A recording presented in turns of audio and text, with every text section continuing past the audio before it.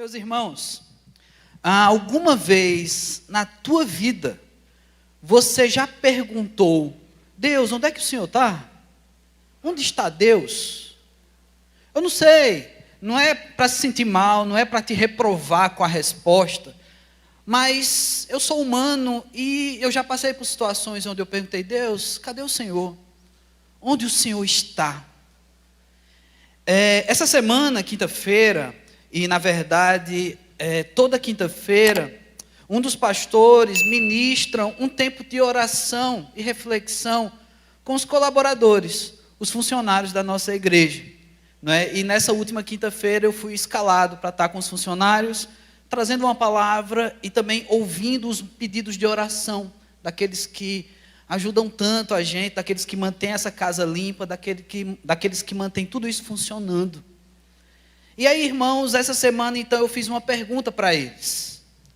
E eu pedi a participação de todos, que eles compartilhassem momentos em que a ação de Deus foi claramente percebida na vida deles. Um milagre, um livramento, uma bênção, um momento bom, em que na história de vida deles, um só momento, eles pudessem dizer: ali foi Deus. Não tem como dizer que foi outro. Não foi sorte, não foi coincidência, foi Deus.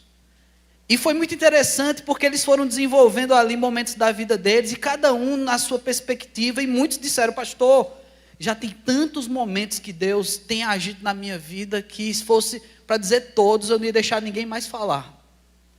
Pois é, irmãos, na nossa vida há momentos em que a gente pergunta: Deus, onde o Senhor está? E tem momentos em que a gente não tem como dizer outra coisa, senão foi Deus. Mas é bem verdade, irmãos, que Deus está em todo lugar.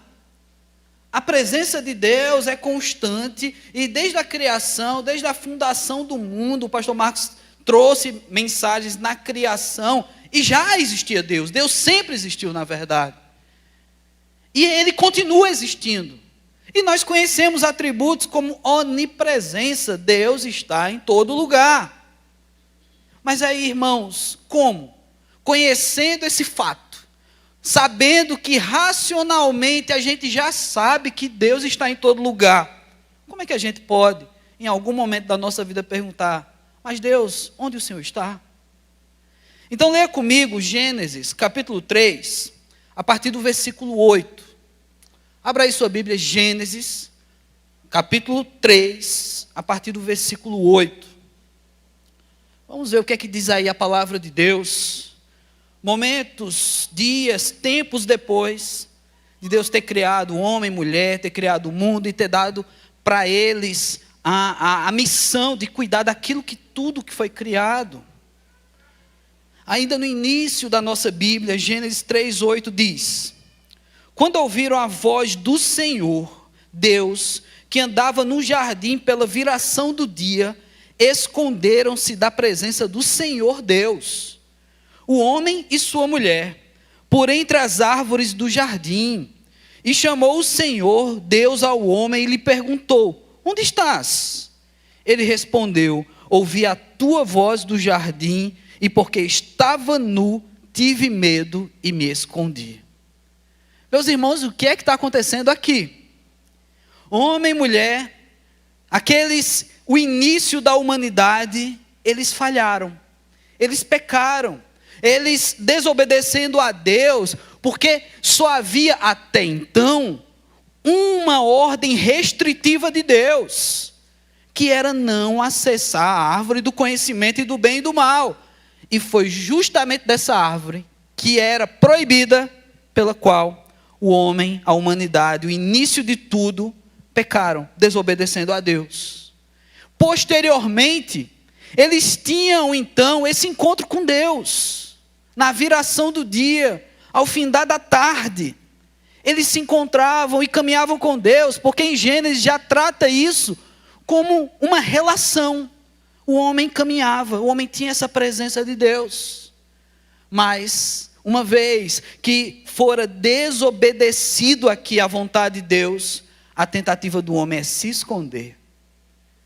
Gente, Adão e Eva, eles não tinham teologia, Eles não tinham, inclusive, a Bíblia como nós temos em nossas mãos. Eles não compreendiam os atributos divinos. Eles sequer foram ensinados sobre a onipresença de Deus. Eles simplesmente se relacionavam com Deus. A tentativa de esconder-se pode parecer para nós uma ação até boba, porque como se esconder de Deus, se Deus está em todo lugar? Mas eles tentaram. Eles tentaram se esconder daquele que está em todo lugar e daquele que tudo sabe também. E assim, muitas vezes na nossa caminhada, a gente também tenta. Podemos passar por situações em que nós preferiríamos estar na ausência de Deus, mas isso é impossível. E aí, quando Deus chega para Adão, conforme o versículo 9, e pergunta: onde estás? É interessante frisar isso aqui, porque Deus pergunta a Adão. Então Deus já sabe onde ele está. Deus já encontrou Adão.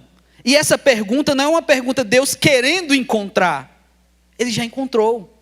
Se Deus não houvesse encontrado, Deus teria deixado mensagens, placas, dizendo: olha, Adão, quando você lê essa placa, por favor, se apresente a mim.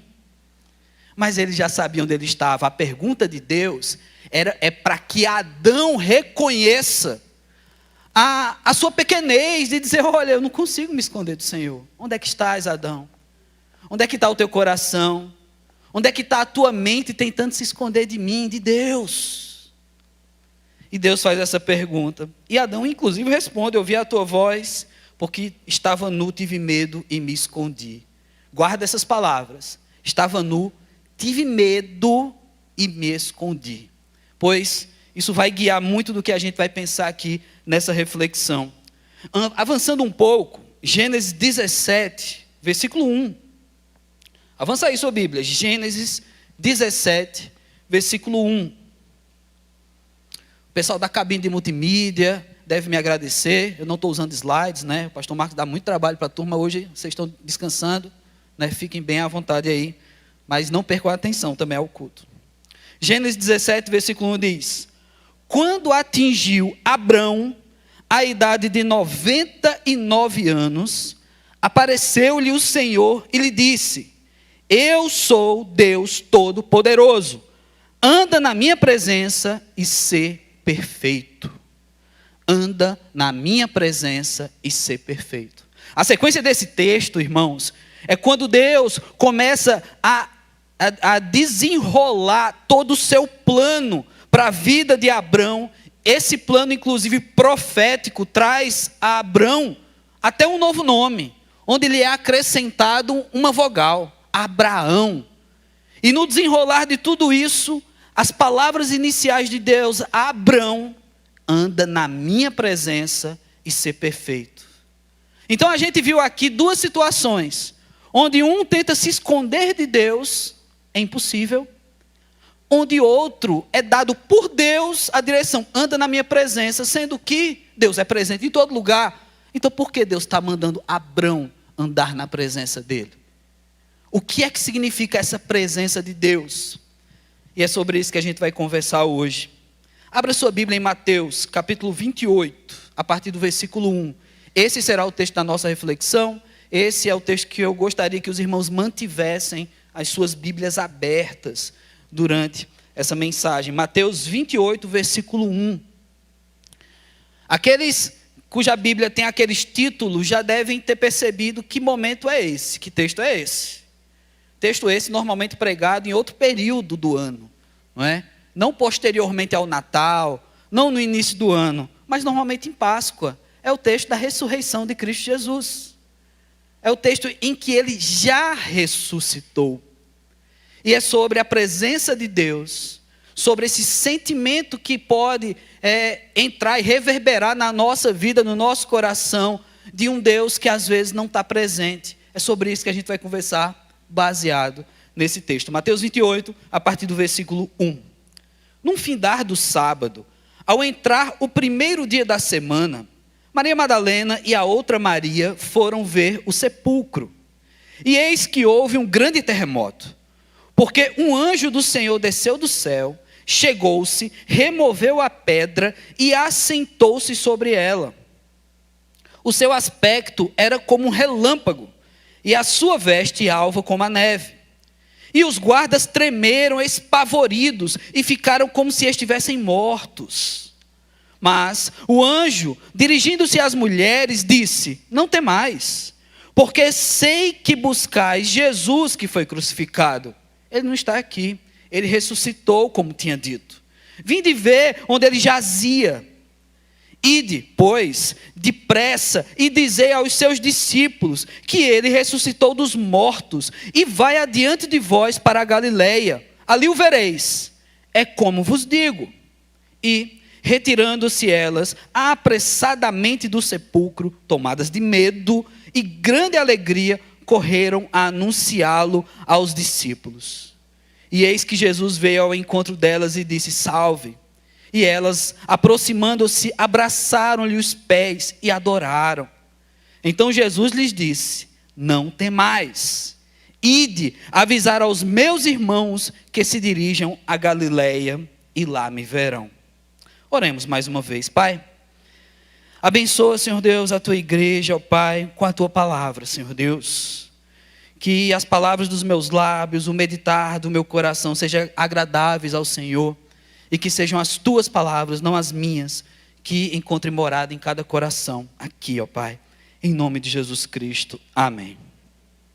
Mantenha a sua Bíblia aberta nesse texto, porque nós temos aí alguns sinais sobre a presença de Deus, que precisam ser revistos em nossa vida, que precisa ser talvez ressignificado, ou talvez aprendido hoje, sobre a presença de Deus. Nos versículos 1 ao versículo 4, nós temos aqui reações diante do sobrenatural de Deus, de um acontecimento talvez inexplicável em detalhes, e por isso que nós não temos tantos detalhes. Os detalhes que nós temos é que houve um terremoto, a pedra de toneladas foi removida e você tinha uma figura angelical assentado sobre essa pedra. Só nesses detalhes, alguma coisa já não é comum. Eu não sei, irmãos, quantos anjos você encontra no seu dia a dia. Você pega o elevador do prédio, você encontra um anjo. Sabe? O texto fala aqui que ele parecia como um relâmpago, ele devia brilhar muito. Devia ofuscar, devia ser difícil olhar para ele. Sabe, não é como aquele meme que a pessoa diz: não tente tirar o meu brilho. Não, é o brilho do anjo, do Senhor, e é forte. E as vestes e tudo resplandece demais. Devia ser difícil mesmo. Você devia tentar procurar um óculos escuro para olhar para esse anjo. Eu não sei. Você entra no seu carro para o trabalho, ou pega um táxi, ou pega um ônibus, e do seu lado tem um anjo. Você chega no trabalho, do seu lado tem um anjo. Sabe, talvez, quando você casou, você tenha olhado os homens, né? Quando a noiva entrou, você disse: aquilo é um anjo, né, na minha vida. Mas aí ela começa a acordar do seu lado e ela não está diferente nos dias seguintes do casamento. Ela não está tão preparada, ela não está tão maquiada. Mas o anjo é só um apelido, um jeito carinhoso de chamar uma pessoa amada. Irmãos, aqui é o anjo do Senhor. Aqui o anjo do Senhor, ele aparece, e aparece alguns momentos na palavra de Deus, ele assusta. Os soldados, quando chegam, conforme esses primeiros versículos, o texto diz que eles ficaram tão assustados, tão apavorados, que eles pareciam mortos. Eles desmaiaram. Desmaiaram na presença do anjo.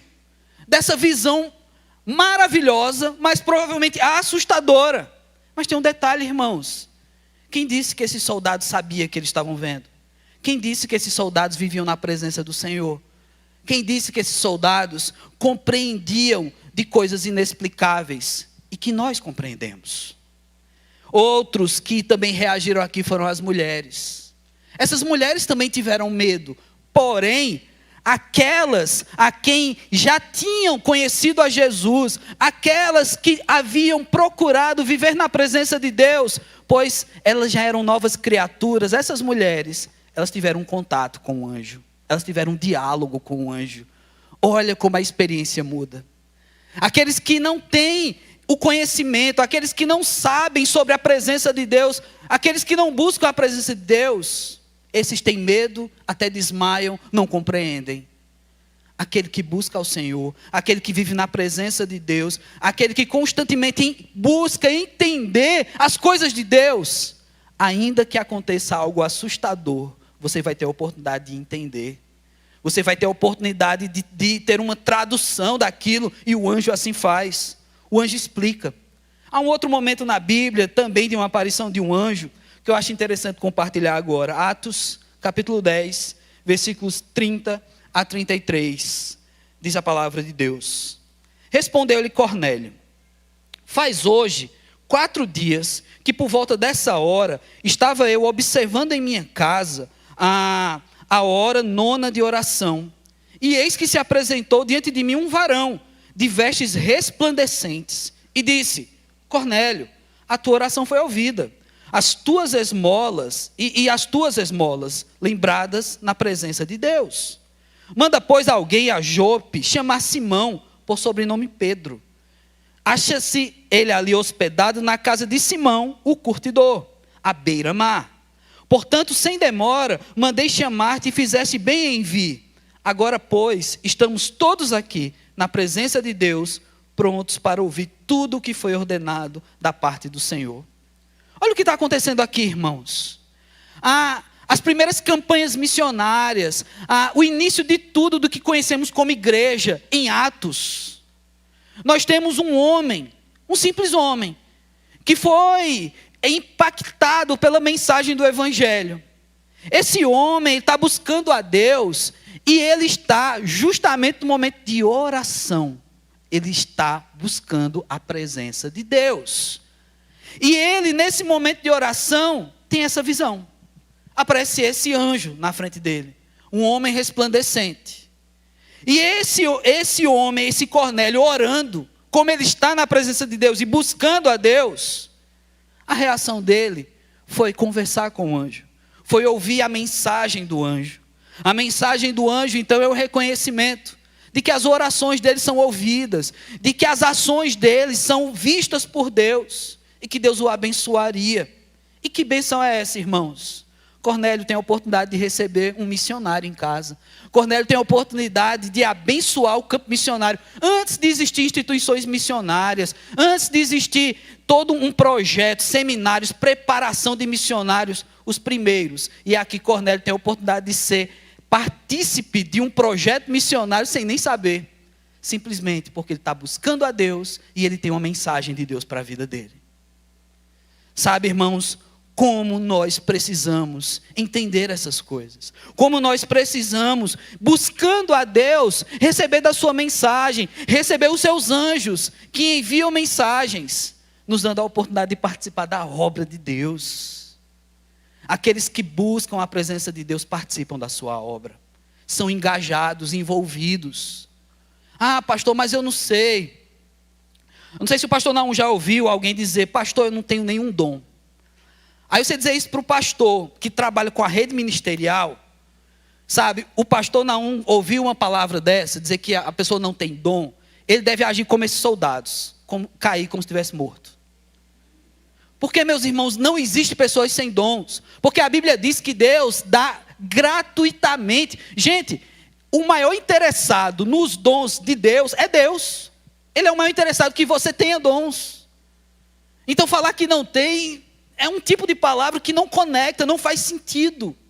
Claro, um desafio é entender esses dons. Um desafio é descobrir esses dons. Mas, meu irmão, você tem dons. E aí, Cornélio recebe, então, esse anjo para dizer para ele. Assim como numa rede ministerial, vários anjos de Deus são usados ali para dizer qual é o seu dom. Assim como na igreja, às vezes, você está servindo e descobre que ali é seu lugar. Às vezes você vai por curiosidade, vai ajudar um irmão e descobre que ali é seu lugar. Anjos de Deus te mostrando que ali você tem dom e que você vai servi-lo. As palavras que vêm em seguida, meus irmãos, versículo 5 a versículo 7, são as palavras do anjo. E o anjo então vai até as mulheres. Olha o detalhe, ele não vai até os soldados. Ele vai até aquelas que buscam a presença de Deus. E ele diz para as mulheres: o que primeiro? Não temas, para de medo, porque eu sei que vocês estão vindo fazer. Vocês vieram ver o corpo de Jesus, vocês estão buscando aquele que foi crucificado. Ele está vivo. Ele não está mais aqui como ele havia prometido, ele ia ressuscitar. E ainda o anjo, aparentemente não bastava dizer que Jesus ressuscitou, o anjo ainda faz prova, ele diz, olha, vem ver o lugar onde ele estava, onde o corpo dele estava, está vazio. Irmãos, o anjo não dá detalhes, o anjo não se prende a convencer essas mulheres da ressurreição, do processo de ressurreição, o que aconteceu lá dentro. Ele não abre um PowerPoint e vai dizendo, olha, Jesus começou a vir vida dentro dele, e aí aconteceu um relâmpago. Ele não explica, ele apenas diz o que precisa ser dito. Ele diz que Jesus ressuscitou, e isso basta. Sabe, irmãos, na presença de Deus, às vezes a gente quer tantas respostas, com tantos detalhes, e muitas vezes nós já temos as respostas. Nós já temos o suficiente, nós já temos o que basta. O anjo então, dizendo para elas, ele vinde ver, e no versículo 7 ele dá uma direção. Ide, pois, depressa e dizer a seus discípulos que ele ressuscitou. Ou seja, vai anunciar. Não ficam com medo e procurando respostas, já vão saindo por aí dizendo aos discípulos que ele ressuscitou. Ou seja, anima os discípulos de Jesus, ou seja, traz para eles a razão da vida deles, que é Jesus, e que se cumpriu o que fora prometido logo, isso faria com que os discípulos animados começassem todo o projeto de igreja, e chegando até nós hoje. Pois é, vai adiante de vós para a Galileia, ali o vereis. Olha a palavra do anjo. Uma vez que essas mulheres entendem essa direção e cumprem essa direção do anjo do Senhor, elas vão ter a oportunidade de viver experiências fantásticas. A primeira, serem as primeiras a anunciarem que Jesus ressuscitou. A segunda, encontrar-se com Jesus. Sabe, irmãos, muitas vezes na nossa vida, inclusive em situações onde a gente pergunta, Deus, onde o Senhor está? A gente precisa de direção. Tem muita gente perdida. Tem muita gente que finge costume. Parece que está tudo bem, está tudo sob controle, está tudo no seu lugar. Sabe? Eu já contei isso aqui. Dá uma vergonhinha. Mas quem é homem sabe. Homem detesta dizer que está perdido. Homem detesta reconhecer que está perdido. Se o GPS falha, o homem faz cara de segurança para a esposa. Fingindo que está tudo bem, mas ele está desesperado por dentro. Não é? E a história que eu já contei aqui é que quando eu morava em Anápolis, em Goiás, a nossa condição só nos dava a oportunidade de ter uma moto cinquentinha. Não sei se você sabe o que é uma cinquentinha. Ela não sobe ladeira. Ainda bem que Anápolis era plano. E a nossa moto, então, naquela época não era tão comum como hoje, com motos de entrega e tal, ter presilhas para celular na moto. Então não era muito comum isso, eu não conhecia isso. Então quando eu ia para algum lugar em que eu não conhecia o endereço, detalhe, vai fazer 8 anos que eu estou em Fortaleza e eu continuo sem conhecer os endereços. Então eu preciso muito de GPS. E lá em Anápolis, então, o que é que eu fazia na moto? Se eu não tinha como colocar o celular no painel da moto, eu colocava o celular no bolso, um fone de ouvido, porque eu precisava ouvir o trânsito com o outro. Eu sei que está errado, viu, irmãos? Um fone de ouvido e eu ia ouvindo o GPS, a voz do GPS. Só que às vezes meu plano de celular não era muito legal, falhava. E quando a voz vinha dizer, já era retorne. Eu já tinha passado. E a minha esposa, na garupa, dizia, mas a gente já passou por aqui? E eu com toda a segurança, claro que não. E eu não estava mentindo, é porque realmente eu não memorizo. Eu passo 5 vezes na mesma rua e não sei que passei 5 vezes. Então assim, irmãos, estar perdido é comum. Porque a gente precisa tomar tantas decisões. Eu sou pastor de jovens. Tecnicamente, a galera que vem para mim é a partir dos 18 anos. E ficam no ministério de jovens até o tempo que acham que continuam jovens. E aí, todo mundo sabe que o período da juventude é um período de muitas decisões. Que carreira seguir, que curso fazer, ou que concurso prestar, que esposa casar, que marido procurar. Sabe, o que é que eu vou fazer da minha vida? Mas, meus irmãos, você que é um pouquinho mais velho, que a sua juventude faz parte do passado, você consegue dizer hoje, não, já tomei todas as decisões, eu estou tranquilo, não preciso tomar nenhuma decisão na minha vida? Claro que não. A gente continua tomando decisões importantes, e muitas delas. Mas aquele que é de Cristo, ele precisa tomar decisões conforme a direção de Deus.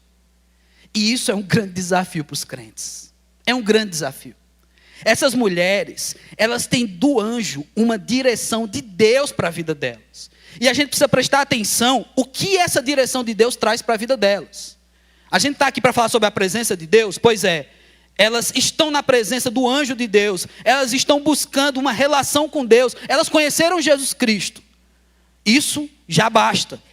No que tange a presença de Deus. Elas sabem disso. Agora elas precisam de uma direção. Uma vez estando na presença de Deus, nós precisamos de direção. Porque a gente se perde, irmãos. Às vezes a nossa vida traz situações, ruas estranhas, GPS falhando, que faz a gente ficar um pouco perdido. E às vezes até perguntar: Deus, se o Senhor não está me direcionando, aquela pergunta do começo: cadê Deus? Onde o Senhor está? Pois é, irmãos, uma vez que se busca essa resposta, aqui o anjo dá uma pista para a gente, na verdade 2 pistas. A direção do anjo é clara, ele diz o que tem que ser feito. Lembrando, ele não explica, ele não se detém a explicar os detalhes do que precisa ser feito, apenas diz. Então, irmãos, busquem respostas em Deus, diretivas, que Deus mostre o que você tem que fazer. Para de ficar jogando com Deus um jogo onde você diz: ah, Deus, eu já sei o que o Senhor quer isso, mas me explica, Deus, vai acontecer aquilo? Sabe, você quer o spoiler, você quer a dica do futuro para Deus. Ele só precisa dizer o que Ele quer e aonde Ele quer que você chegue, e você só precisa disso. Sabe por quê? Porque o anjo disse uma segunda coisa aqui. Ele disse que no caminho elas encontrariam Jesus. E essa é a dica mais importante da direção de Deus. A direção de Deus tem que gerar um encontro com Jesus. Essa é a direção de Deus, meus irmãos. Olha, se você tivesse ouvido essa dica há muitos anos atrás, talvez você teria desistido de algumas decisões. Porque muitas decisões a gente faz na vida e a gente vê lá na frente que não trouxe um encontro com Jesus. Às vezes trouxe descaminhos, desencontros. Eu fiz a escolha, mas no final eu não estou sendo abençoado. Eu não vejo Jesus aqui. Às vezes um ambiente de trabalho, você diz: pastor, não dá, não tem Deus aqui. Não tem propósito de Deus. Mas você pediu essa direção. O anjo do Senhor te mostrou a direção que você deveria seguir. E você tinha plena certeza que você ia ter um encontro com Jesus nesse caminho. Esse relacionamento, esse namoro, essa vida com quem você tem buscado, mesmo uma amizade, tem encontro com Jesus nisso aí? Meu irmão, se não tem, talvez esse caminho seja um descaminho. É preciso orar, é preciso colocar diante de Deus o teu coração, os teus propósitos e buscar em Deus a direção. Há muita gente perdida. Inclusive, perdido é uma expressão que a gente usa para as pessoas que não estão no caminho do Senhor, não é verdade? Ah, pastor, fulano de tal está perdido. Ou pessoas que se desviam dos caminhos do Senhor. Mas deixa eu te falar uma coisa. Tem muita gente dentro da igreja que não sabe o caminho da porta da igreja. Está na fé, mas está perdido. Sabe, irmãos? E esses são muito complicados porque eles se enganam. Então, meu irmão, não se engane. A presença de Deus, ela nos dá direção. E a direção da presença de Deus apresenta para nós encontros com Jesus. Tem que ter encontro com Jesus. E nós temos então uma caminhada. A partir do versículo 8 e versículo 9, a gente tem aqui ações. Porque uma coisa é receber uma ordem. Uma coisa é você receber uma direção. Outra coisa é você agir. Outra coisa é você cumprir com essa ordem. Nem todo mundo está disposto a fazer. Todo mundo quer uma direção, todo mundo quer uma ordem de Deus, todo mundo quer saber a resposta. Mas nem todos estão dispostos a cumprir com a vontade de Deus. O que acontece com essas mulheres? Elas obedecem, elas vão. E o que é que acontece quando elas vão? Elas encontram Jesus Cristo. E quando encontram Jesus, elas correm para a presença de Jesus. Olha que contraste, irmãos. No começo do culto, a gente citou Gênesis, em que em pecado, homem e mulher tentam se esconder da presença de Deus. Agora, essas mulheres alegremente correm na direção de Jesus. Elas encontraram o Mestre. E essa corrida nos faz pensar quantas vezes nós desperdiçamos os nossos pés, os nossos projetos em direções e caminhos que não são ao encontro de Jesus. Encontrar Jesus. Ah, pastor, mas eu já encontrei Jesus. Eu já aceitei Jesus. Eu já levantei minha mão na igreja, eu já fui batizado, eu já passei por um encontro com Jesus. Meu irmão, essas mulheres também já passaram. Mas isso não as fez satisfeitas. Uma vez que elas já tiveram com Jesus pessoalmente, elas poderiam dizer ao anjo: não, a gente já conhece Jesus. A gente vai lá para a igreja agora, viu? Não, mas vai lá, avisa aos discípulos e você vai encontrar Jesus pessoalmente. A gente não precisa mais encontrar Jesus, não, a gente já encontrou. Agora a gente vai para a igreja. A gente vai servir na igreja. Meus irmãos, precisamos continuamente nos encontrar com Jesus. Então essa é a atitude daqueles que creem. Mas eu preciso falar uma coisa aqui com os irmãos hoje. Existem consequências para aqueles que acham que é possível fugir da presença de Deus. Existem consequências para aqueles que correm na direção oposta. E talvez isso faça muita gente perguntar: onde está Deus? Sobre uma possível ausência de Deus na vida de algumas pessoas. E eu quero ler um texto grande agora. Eu vou pedir para você abrir esse texto, Romanos, capítulo 1, a partir do versículo 20. Você vai entender bem onde eu quero chegar. Pessoas que não correm na direção de Jesus. Pessoas que correm na direção oposta têm consequências. Romanos, capítulo 1, a partir do versículo 20. Porque os atributos invisíveis de Deus, assim como o seu eterno poder, como também a sua própria divindade, claramente se reconhecem desde o princípio do mundo, sendo percebidos por meio das coisas que foram criadas. Tais homens são, por isso, indesculpáveis. Só esse primeiro versículo, mantém aí, a gente vai ler mais aqui. Só esse primeiro versículo, ele já anuncia uma mensagem muito forte. Deus é presente. Deus está nesse mundo, Deus sempre existiu. E aqueles que o negam são indesculpáveis, porque a presença de Deus, o anúncio da graça de Deus, tudo que Deus fez, já anuncia que Ele é, que Ele existe, que Ele está. Versículo 21, Romanos 1, 21.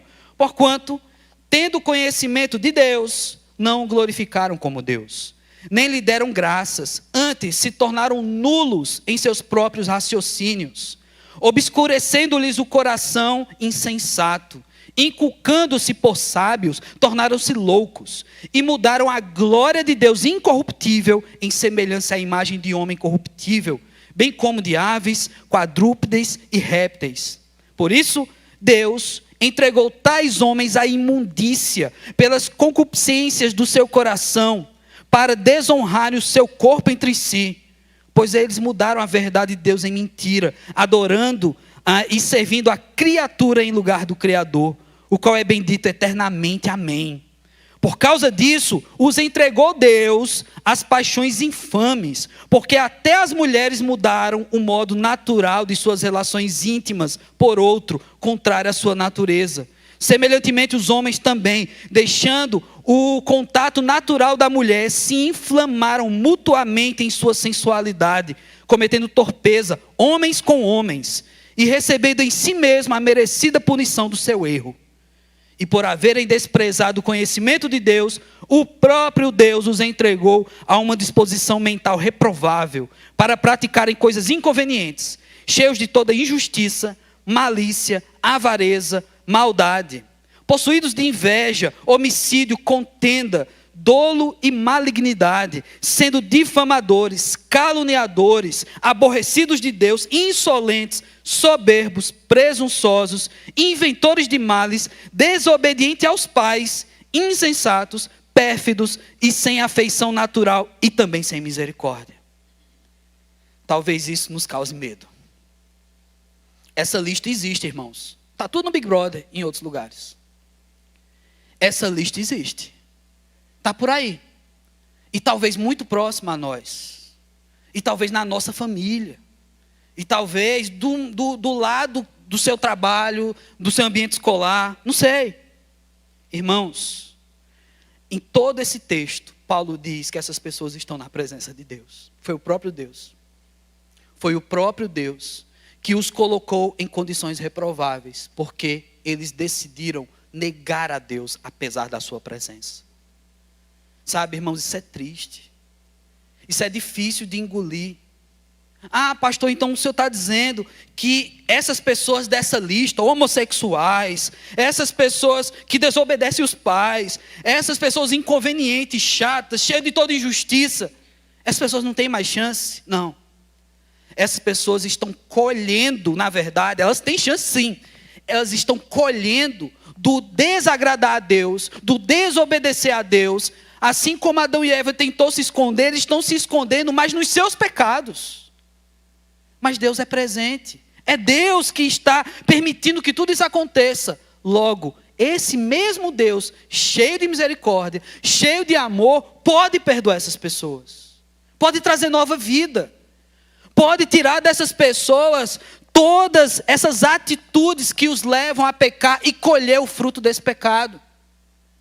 Mas, se não tiverem um encontro com Jesus, se essas pessoas não tiverem uma nova vida e abandonar tais práticas, elas vão continuamente colhendo o fruto do pecado, e o pecado sendo consumado gera a morte, e a morte eterna. Irmãos, é preciso ter o conhecimento daqueles que fogem da presença de Deus. Aquelas mulheres correram e viram Jesus, se jogaram aos seus pés e o adoraram. Aqueles que viram as costas para Jesus, se jogam aos pés de si mesmo, do pecado, de ideologias e de tantas outras coisas. Deus está vendo. Tudo isso é feito na presença de Deus, e Deus não se agrada disso. Como eu falei no começo, às vezes tem coisas na nossa vida que a gente gostaria de fazer na ausência de Deus. A gente não gostaria que Deus visse, mas Ele sabe todas as coisas, Ele vê todas as coisas. Por fim, irmãos, nós temos aqui o mais importante em todo esse texto que nós lemos. Versículo 10, voltando para Mateus 28, último versículo. As palavras de Jesus. Sabe, irmãos, de toda a direção que nós temos na nossa vida, as palavras de Jesus, elas têm que ser memorizadas, elas têm que ser gravadas. Sabe que muitas vezes a gente está perdido porque a gente não está lembrando das palavras de Jesus. Ele já disse, o que está lá já é o necessário. Não precisa de novidade. Não precisa renovar a Bíblia, atualizar a Bíblia. O que está é o que é. É o suficiente. É o que eu e você precisamos para viver. As palavras de Jesus, irmãos. Essas mulheres e todos que ali estavam tiveram a oportunidade de ouvir Jesus. Antes de pensar sobre as palavras de Jesus, fazendo uma recapitulação.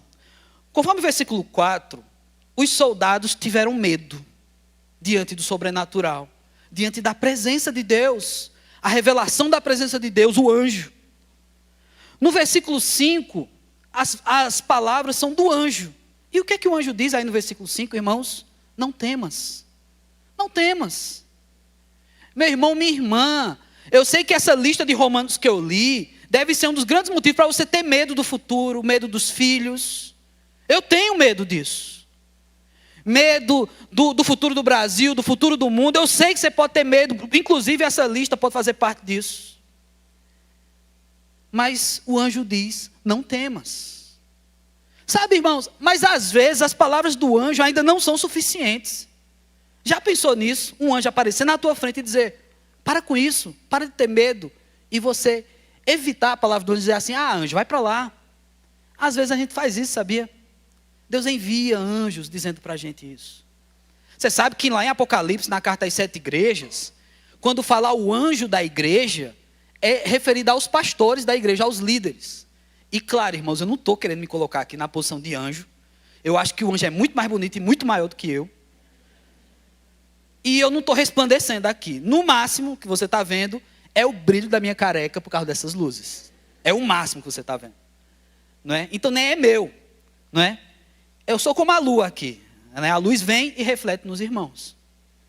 O que eu quero pensar aqui com vocês é que nós, ao longo da nossa caminhada, temos ouvido não temas muitas vezes e a gente não está dando atenção. A gente está ouvindo essas palavras. Talvez você se perguntando, Deus, onde estás? E a voz diz, não temas, eu estou aqui. Às vezes você com medo do futuro, com medo de Deus sumir, e essas coisas todas acontecerem no mundo, no Brasil, diante de nós, esse medo, e Deus manda um anjo e diz, não temas. Sabe por quê? Eu penso que a gente continua, mesmo ouvindo o anjo, porque essas mulheres continuaram com medo. Versículo 8, as mulheres estão com medo.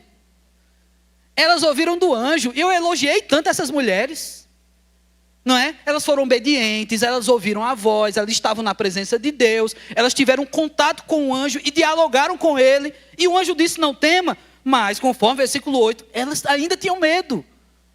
E talvez essa seja a minha condição e a sua. Temos medo, pastor. A gente sabe que Deus está presente, mas a gente tem medo, pastor.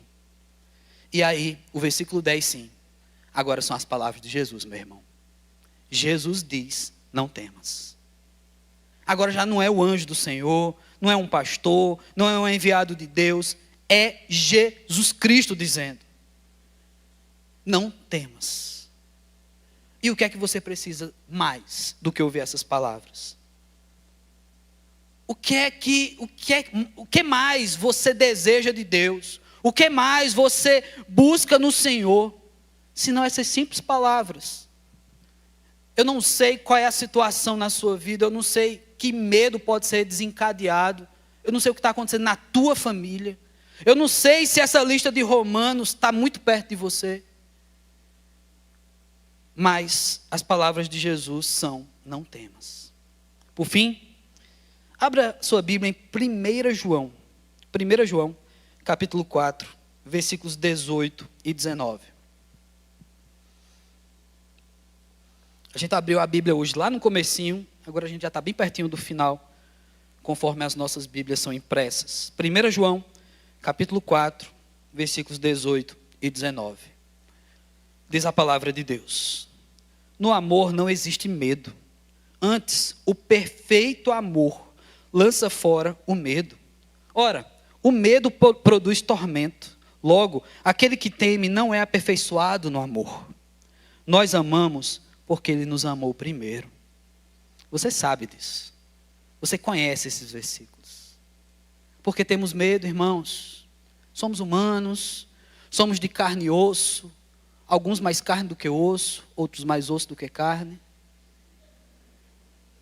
Mas, irmãos, faz parte temer. Faz parte da nossa vida questionar, Deus, onde o Senhor está? Olha, Senhor Deus, eu estou com medo desse país, eu estou com medo de uma cidade violenta, eu estou com medo, Deus. Eu estou com medo dos filhos, dos netos não se converterem, eu estou com medo das gerações se perderem. Eu estou com medo, Deus. Eu tenho medo. Talvez tenham pessoas nos assistindo pelo YouTube, e estão no YouTube porque têm medo de vir à igreja.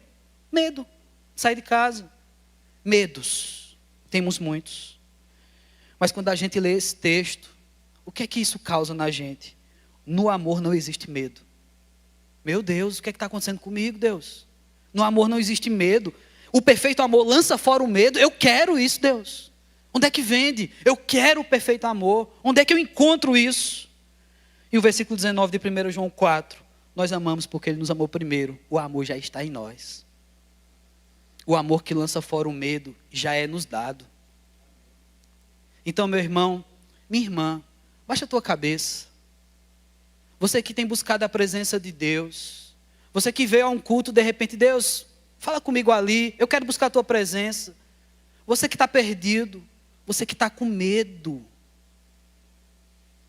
Eu quero orar pela sua vida. De verdade. Sabe, fala aí com Deus, baixe sua cabeça, seja sincero com Deus. Será que há áreas na tua vida em que Deus, eu estou com medo, Deus, eu não sei, Pai. Isso me trava, isso tira a minha paz, tira o meu sono.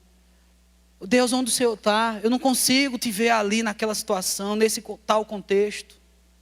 Meu irmão, eu quero orar com você. O perfeito amor lança fora todo medo. Se você se encontra assim, com medo, perdido, ou de algum modo questionando a presença de Deus, fica de pé. Não tem medo não, fica de pé dizendo, Deus, eu reconheço. Porque eu quero orar pela sua vida. Eu quero orar por você que se sente assim. Sabe? Uma vez que você entrega esse medo ao Senhor, uma vez que você entrega e se entrega a esse perfeito amor, Deixa o amor de Deus agir no teu coração. Deixa Ele lançar fora todo o medo. É medo do futuro do Brasil? É medo da tua família? É medo do financeiro? É medo da cidade? Você está perdido porque não acha as respostas, não acha essa direção. Quer, no final do teu caminho, ter encontros com Jesus, mas não está tendo. Fica de pé, eu quero orar por você. O perfeito amor lança fora todo medo. E vai ficando de pé, não tem medo. Isso tem que ser do seu coração, é entre você e Deus. Eu estou vendo você de pé, mas Deus sabe o porquê de você estar em pé. Ele sabe o significado dessa ação sua. Ele sabe o sentido de você buscar e orar comigo, pedindo a Deus: Deus, eu quero esse perfeito amor. Eu quero lançar meus medos, ó Pai. Eu reconheço, irmãos, eu sou crente também, e eu tenho meus medos, e eu quero orar com vocês. Eu quero compartilhar da minha oração contigo agora. Então fica de pé, porque eu vou orar por você. Pai, Deus amado, o Senhor conhece o significado de cada vida, Senhor Deus, que tem reconhecido diante do Senhor esse medo, ou que talvez estejam perdidos, ou que talvez, Senhor Deus, ainda precisem ter esse encontro com teu Filho Jesus, genuíno. Esse encontro que lança fora medos, esse encontro que dá direção, essa tua presença. Eu não sei, Deus, talvez tenham irmãos aqui que hoje ainda estejam questionando sobre a tua presença. Deus, onde o Senhor está? Mas Pai, o Senhor está aqui nesse lugar. O Senhor é presente em nossas vidas. O Senhor nos ama tanto, que enviou teu Filho Jesus para morrer por nós. Esse é o perfeito amor. Então Deus, uma vez que nós já temos acesso ao perfeito amor, Pai amado, lança fora o medo, Deus. Nos faz, ó Pai, aproveitar as coisas boas do Senhor na nossa vida, Deus. Nos faz, ó Pai, viver a tua direção e perceber os encontros com Jesus ao longo do caminho. Oh Deus amado, nos faz sensíveis às vozes dos anjos que rodeiam a nossa vida, ó Pai, e nos dão tantas direções. Pai amado, que na tua presença, Senhor Deus, a nossa atitude seja de obediência e não de esconder-se diante do Senhor, ó Pai. Em nome de Jesus, promove, Senhor Deus, a tua mudança, o teu alvorecer em corações aqui, ó Pai, e o perfeito amor que lança fora todo medo. Abençoa a tua igreja e que a tua igreja seja bênção aonde estiver, Senhor Deus, em nome de Jesus Cristo. Amém.